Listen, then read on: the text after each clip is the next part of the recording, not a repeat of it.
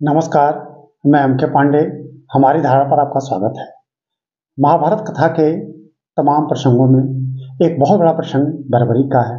आप अच्छी तरह से इस पात्र से परिचित होंगे। हम आज इस वीडियो में बर्बरी का प्रसंग ही आपके समक्ष प्रस्तुत करेंगे, अपना शब्द देंगे। कारण कि इस समय होलाष्टक पर्व चल रहा है। होलाष्टक का मतलब अगर हम देखें कि मतलब इसमें होली का पर्व, होलाष्टक का मतलब होली का पर्व, कि फाल्गुन मास के शुक्ल पक्ष के अष्टमी से लेके पूर्णिमा तक के बीच का जो काल है, ये पूरा का पूरा होलाष्टक कहा जाता है।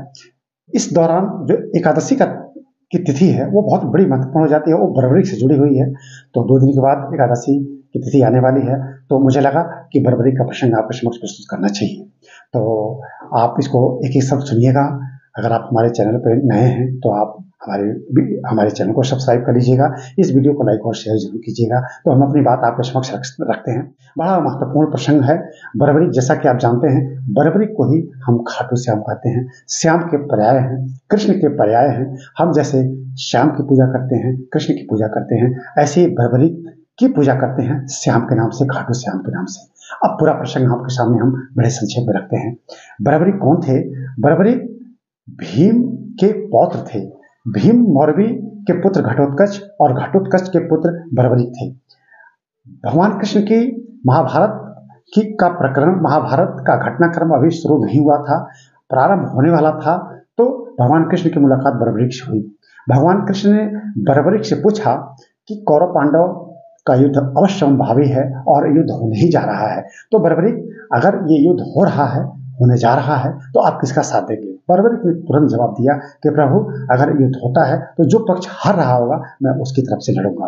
भगवान कृष्ण समझ गए बर्बरीक जिस तरफ से लड़ेंगे उसकी विजय हो जाएगी। और अगर बर्बरीक कौरवों का साथ देते हैं तो फिर कौरवों को पराजित करना बड़ा कठिन कार्य हो जाएगा, क्योंकि बर्बरीक से कैसे पार पाया जाएगा।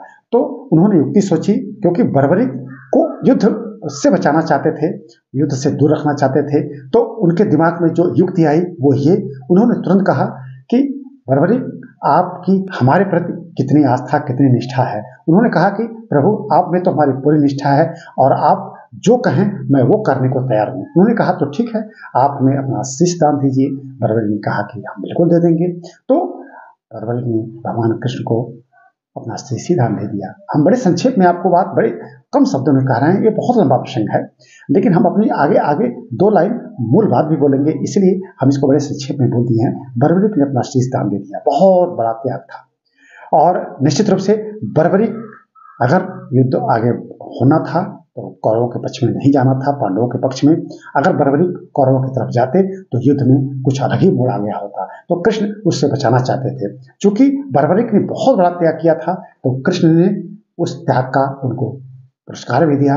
कृष्ण ने बर्बरीक को अपना नाम श्याम दे दिया। अब उसी श्याम को आज हम खाटू श्याम, उसी समय से खाटू श्याम कहते हैं। जितना कृष्ण पूज्य उतना ही खाटू श्याम। खाटू श्याम का मतलब श्याम, श्याम का मतलब कृष्ण, कृष्ण का मतलब ब्रह्मांड, ब्रह्मांड का मतलब ब्रह्म। कृष्ण ही ब्रह्म है, कृष्ण ही ब्रह्मांड है, कृष्ण में ही सब कुछ समाया हुआ है। तो खाटू श्याम हमारे लिए अत्यंत पूज्य हैं। उन्हें हम खाटू श्याम कहते हैं, श्याम सरकार कहते हैं, 3 बारधारी भी कहते हैं। तो निश्चित रूप से आज हम देखें तो खाटू श्याम हमारे लिए इतने पूज्य हैं कि आप खाटू श्याम के दरबार में आप जाइए, जहाँ भी मंदिर है उनमें भक्तों का तांता लगा रहता है। हम स्वयं खाटू श्याम के पुजारी हैं, हम कृष्ण के पुजारी हैं, कृष्ण के भक्त हैं, हम सब कृष्ण के भक्त हैं, हम सब ब्रह्म के भक्त हैं।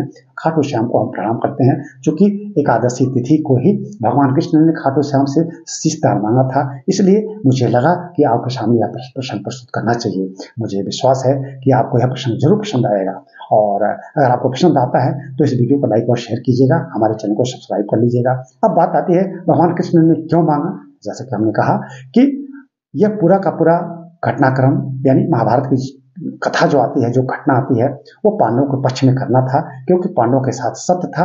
भगवान कृष्ण सत्य के साथ खड़े थे। अगर बर्बरीक कौरवों के साथ जाते तो सत्य के सामने एक बहुत बड़ी बाधा आती। तो भगवान कृष्ण ने कुछ इस तरह से इसे दूर किया। कितना न्याय संगत था वो तो अलग बात है, लेकिन भगवान ने उनको श्याम ही नाम दे दिया, यह बहुत बड़ी बात है। और बर्बरीक हमारे लिए उतने ही पूज्य हैं जितना श्याम नाम, जितना कृष्ण नाम। तो मुझे विश्वास है कि आपको यह वीडियो जरूर पसंद आया होगा। हमारे चैनल को जरूर सब्सक्राइब कीजिएगा, इस वीडियो को लाइक और शेयर कीजिएगा। धन्यवाद।